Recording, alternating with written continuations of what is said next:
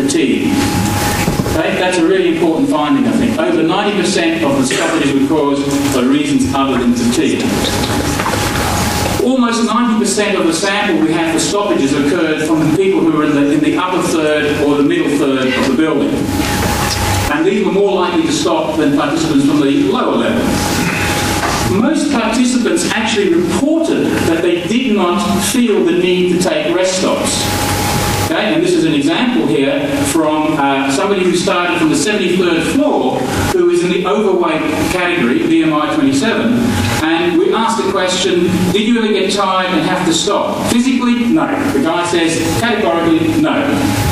And then further on he says, it wasn't a walk in the park, but me personally, I never felt physically challenged. Okay? And there are many examples of that sort of thing. However, this particular person had to stop at least 2 times due to congestion. Now, if you're stopping because of congestion, you're also resting. Okay? So the high level of stoppages due to congestion could be masking effects of obesity, fatigue, and all these other factors. And this is why it's so important that you do a study similar to this. If you simply have a questionnaire, you might miss some of this information, or you might get confused about the information coming out. You need to delve into this sort of detail, and a simple questionnaire makes it difficult to extract this sort of issue. Some participants took the opportunity to take a rest stop when caught in congestion. Here's another person on the 69th floor, starting on the 69th floor, BMI 37, so they're in the obese category. We asked them, did you stop to have a break or a rest? Never, no. So if you had a questionnaire and you asked them, did you take a rest stop, this guy's going to say, nope, didn't need a rest.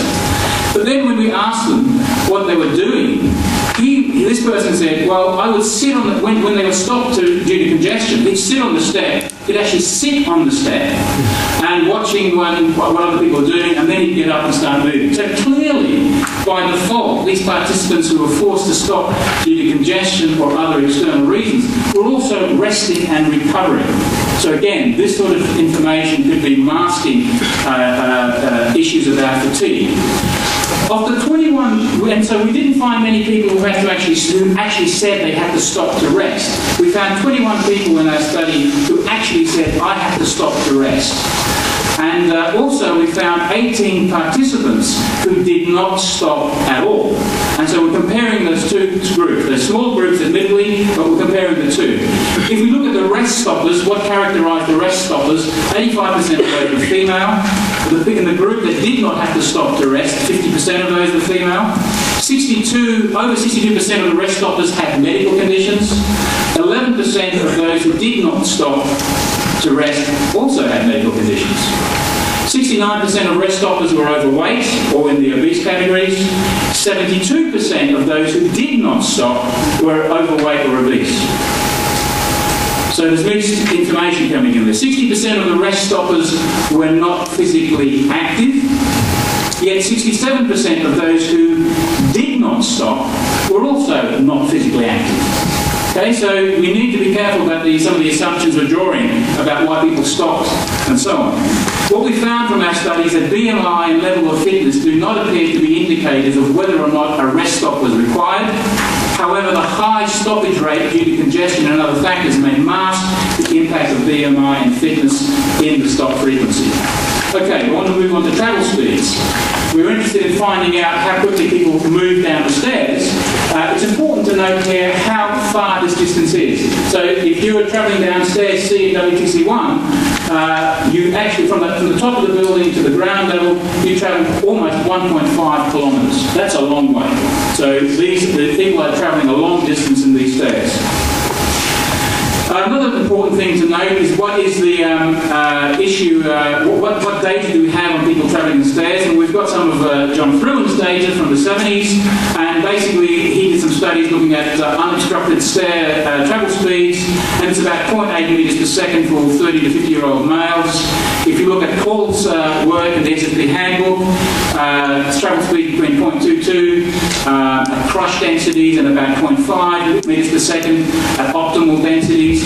If you look at the other World Trade Centre studies, our earlier BDAC study for the UK government, we came up with a mean stair speed of 0.24 metres per second, which is low, and then this study came up with a mean stair speed of 0.2 metres per second. Just to put this in the context, 0.21 metres per second in the World Trade Centre is about 1 floor per minute. The question is, these earlier studies found low speeds. Why? Why were they so slow? So what we did was we started going through our interview transcripts and we tried to extract people for where we could do a detailed calculation of travel speeds. And so we restricted our study to people who stayed in the staircase, who didn't come off the staircase to do something else. It's people who entered the staircase and exited without coming off the stair. And we tried to piece together what they were doing during their descent.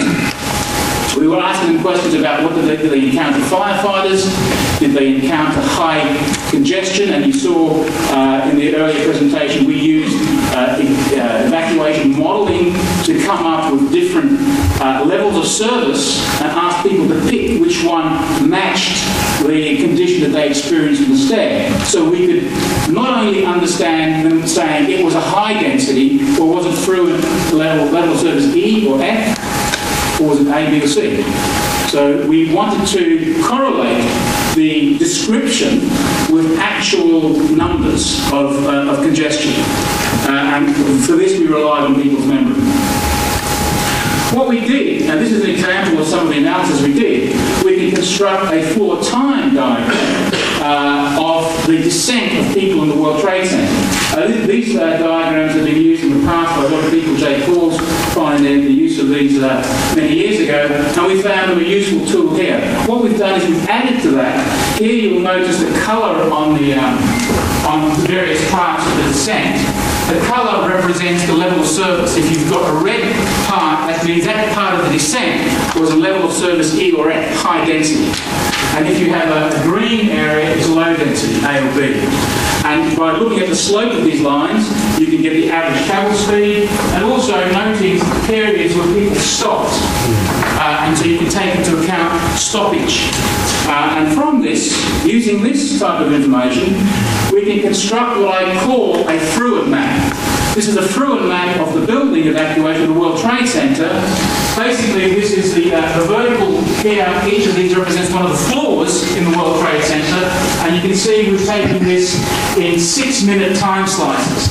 So the colour map here on the floors gives you the level of service of those floors at that time.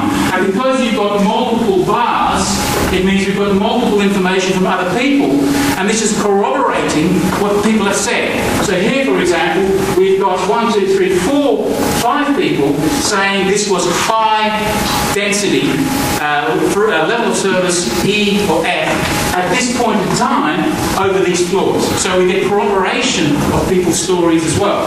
And this gives us a very good picture of how the density in the building changes over time over floors.